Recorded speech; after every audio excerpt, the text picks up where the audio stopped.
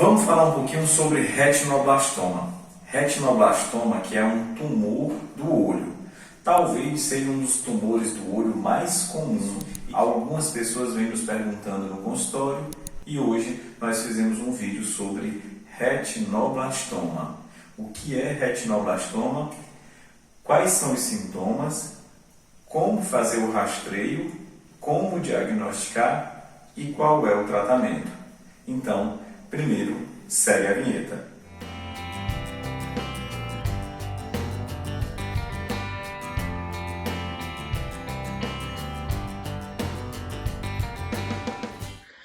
Para que vocês entendam o retinoblastoma de forma bem trivial, é essencial que vocês saibam um pouco da anatomia do olho.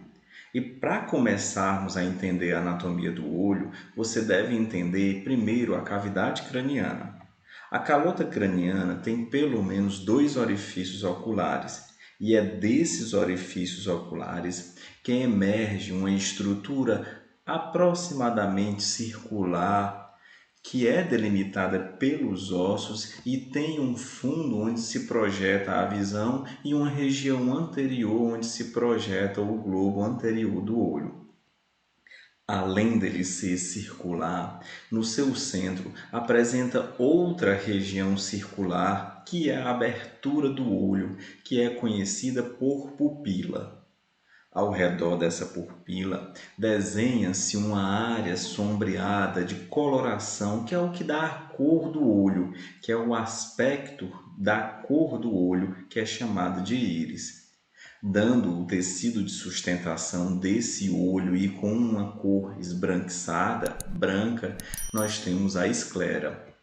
Essa é a visão anterior do olho, com pupila central, íris, que é margeando a pupila e que dará cor ao olho, e a esclera, que é essa região branca do olho. Para que nós entendamos o retinoblastoma, nós temos que partir um pouco mais para dentro do olho e não levarmos em consideração sua visão anterior. E quando nós verificamos em sua visão transversal, o olho é composto inicialmente pelo nervo óptico. Esse nervo óptico manda projeções que circundam o olho, formando a região formadora de imagem, que é a retina.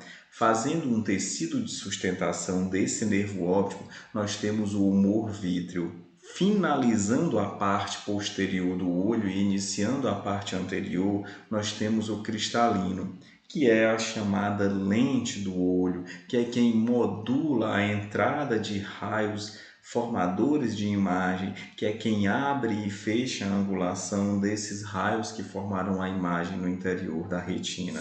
Anteriormente ao cristalino, nós temos a íris, formam a abertura central do olho, que é a pupila, e tem por função contrair, formando miose, ou dilatar, formando midríase na pupila, na abertura ocular.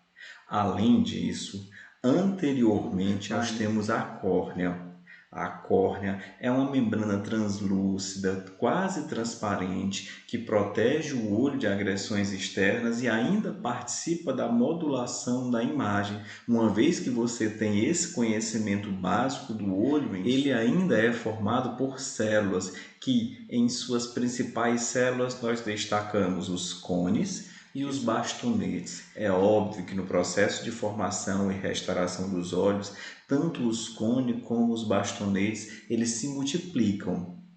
E é exatamente nesse processo de multiplicação mitótica que pode surgir uma célula diferente, uma célula mutante, uma célula cancerígena. E essa célula cancerígena, assim como as demais células cancerígenas do corpo, elas não obedecem a critérios de multiplicação. Muito pelo contrário, uma vez que elas surgem, elas se multiplicam muito mais rápido e, além de se multiplicar muito mais rápido, elas acarreiam para si todo o suprimento energético e sanguíneo que tem na região circunvizinha, fazendo com que as outras células nem se multipliquem e até sofram um processo de apoptose, que é a morte celular programada. Em pouco tempo, essas células cancerígenas assumem a multiplicação das células que antigamente eram boas e vão preenchendo todo o globo ocular porque se multiplicam de forma desordenada. E quando se multiplicam de forma desordenada, elas causam um dos principais complicações que é a extrusão do olho, porque elas crescem tanto que aumentam muito de tamanho o olho.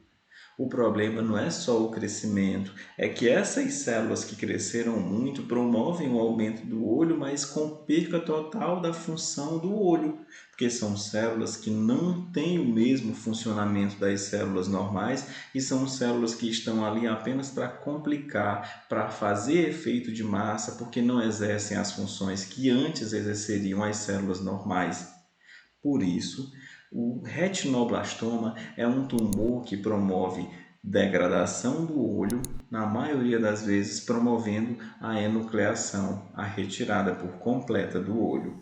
Quais são os sintomas do retinoblastoma? Na maioria das vezes, o retinoblastoma não traz sintomas, até porque quando diagnosticado é na criança e a criança não sabe relatar muito bem quais os sintomas que ela sente. Mas os sintomas mais relatados são visão turva, dor no olho e às vezes a sensação de que o olho está saindo do globo ocular. Como é que nós fazemos o rastreio da criança para saber se ela tem possibilidade de ter ou não retinoblastoma? Através do teste do olhinho. O teste do olhinho nós realizamos através de um exame oftalmoscópico, ou seja, com o oftalmoscópio nós avaliamos o fundo de olho da criança. Se aquele fundo de olho é vermelhinho, normalmente aquela criança tem uma via patente, ou seja, não há nenhuma obstrução da pupila até a retina e é considerado um fundo de olho normal. Agora, se no exame de fundo de olho nós verificamos uma leucocoria, ou seja, o fundo de olho daquela criança está branco ou refletindo uma luz branca, aquela criança tem uma leucocoria e merece uma investigação adicional, porque a leucocoria tem como duas principais causas a catarata e o retinoblastoma. E se através desse screen de fundo de olho, do teste do olhinho, nós verificarmos esse fundo de olho branco, nós somos obrigados a mandar para um oftalmologista, que é o médico capacitado e especializado em fazer o diagnóstico do retinoblastoma, porque ele vai fazer um exame de fundo de olho mais apurado, mais detalhado, mais direcionado para investigar se há ou não retinoblastoma. Como é que trata? Infelizmente, a criança, mesmo passando por quimioterapia, radioterapia, segue quase que inexoravelmente para a enucleação, para a retirada completa do olho. A retirada completa do olho trará cegueira para a criança, por isso que é um tratamento muito difícil, por isso que é um tratamento muito ruim. O retinoblastoma é um tumor do olho maligno e que normalmente leva à cegueira precocemente da criança. Se gostou do vídeo, dá like, compartilha com teus amigos e até o próximo vídeo.